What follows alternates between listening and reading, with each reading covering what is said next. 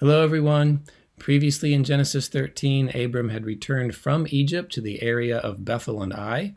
He is very wealthy and has large flocks and herds. However, his nephew Lot also is wealthy and has large flocks and herds, and the area cannot sustain the two of them together. There's been conflict between Lot's shepherds and Abram's shepherds, so Abram is proposing a solution, which is that they part ways. He offers Lot to choose which way he will go, then he himself will go the other. We find Lot making his decision. Vayisa Lot et Einaiv. So Vayisa, what's the Dagesh doing in the scene? It's a Dagesh forte, and it is the first radical, the nun. This is the root nasa. It's a cal preterite 3ms. So Lot lifted up a knife, vav at the end, 3ms suffix, his eyes, from ayin. The patak yod in ayin becomes tseire yod when in construct. So Lot lifted up his eyes, vayar et kol kikar hayardain. Now perhaps you don't know the word kikar. Here it refers to valley, the Jordan Valley in particular. And when we look at vayar, we don't see anything at the end, including the third radical. And when we look at what's going on with the first radical, the resh has joined the prefix yod, and the yod has a patak. So we're left in a couple quandaries. Is this from yareh? No, it's not, because that's actually first yod, and that would have given us an E-class vowel under the prefix. Or is this from ra'ah? Well, yes, it's from ra'ah, but then is it kal or is it hifil? Because the prefix has patak. It could be either one, because the resh acts like a guttural, and it can give a patak back there under the prefix. So then we would count direct objects. In the kal, you see something, so you should have one direct object, and in the hifil, you cause somebody else to see something or show them something, but you have two direct objects. In this case, we see one et, and we don't see anything else there as another direct object that's clearly kal, and of course it fits the context and isn't really hard to decide anyway.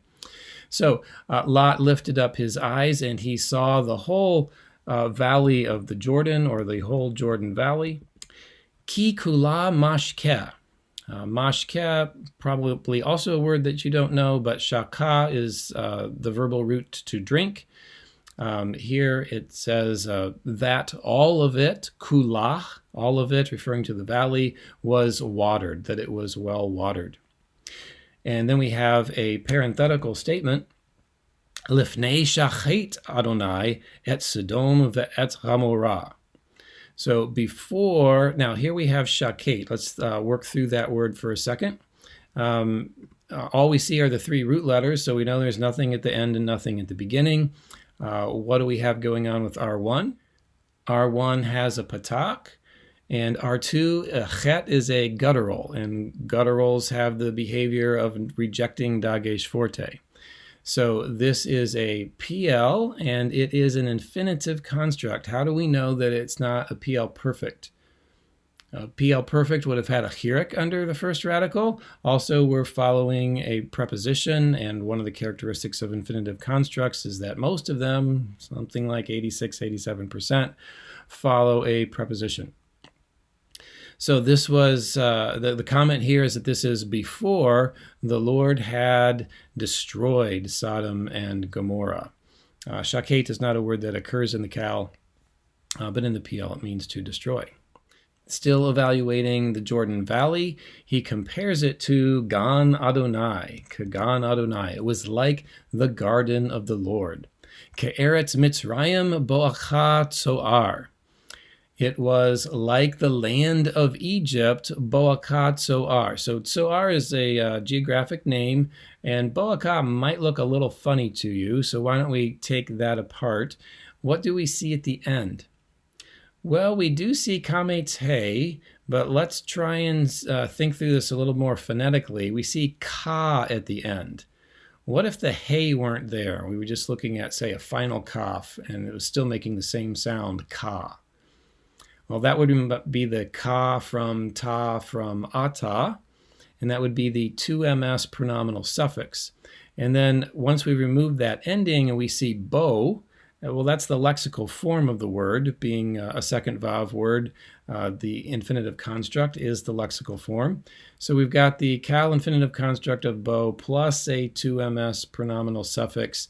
And it's one of those rare occasions where the narrator makes a remark as if to the audience. So, like the land of Egypt, as you go to Zoar. Then we have Vayivchar lo lot et kol kikar hayardain. So Vayivkar, pretty easy to parse, no ending, the yod for 3ms at the front, cal preterite from Bachar. Lot chose for himself all of the valley of the Jordan. So he chose the entire Jordan Valley for himself. Vayisa lot mikedem. So Vayisa, the dagesh forte in the Samek this time, is again a noon. This is the other nasa that ends with ayin. So this is when you break camp, when you pack things up, pull up stakes, whatever, set out on a journey. So Lot broke camp to the east. Vayiparadu ish me'al achiv. So our verb this time has a little more to it. Let's take it apart. We have u at the end. We have vav patak dagesh at the front. The dagesh is in yod, so yod prefix and u suffix, 3mp. And what is the ID badge? What's going on with R1? Well, the first radical sits on top of a kametz. The first radical has a dagesh forte sitting inside of it, and it's preceded by chirik. So chirik, dagesh forte, kametz, that is a classic ID badge for a nifal. I had the same verb in the previous paragraph. Abram suggested that they separate. So not a verb in our common vocabulary, perhaps. But in any case, this is a nifal, middle. So each of them implied, each separated himself from his brother.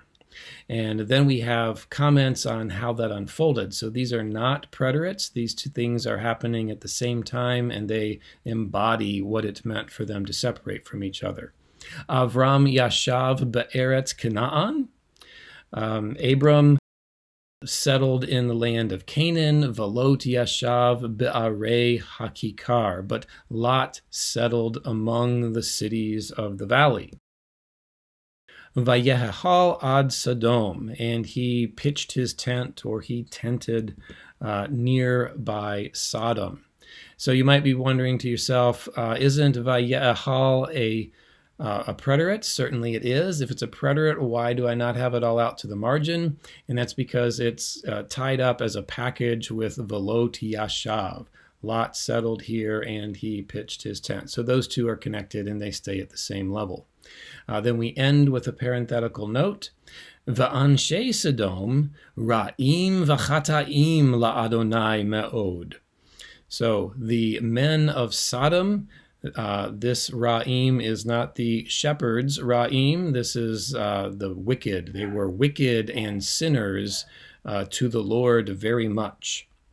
Wicked and sinners, a form of hendiadys. You could just put those two ideas together in English, say it a number of different ways. The men of Sodom were terribly wicked sinners. Use an adjective and a noun. To the Lord. You could even say against the Lord for English. And then finally, we see the next paragraph is going to begin with a noun first clause of Adonai Amar El Avram. And so that's what sets off our unit. Okay, next we will hear what the Lord says to Abram. Hope you'll stay tuned.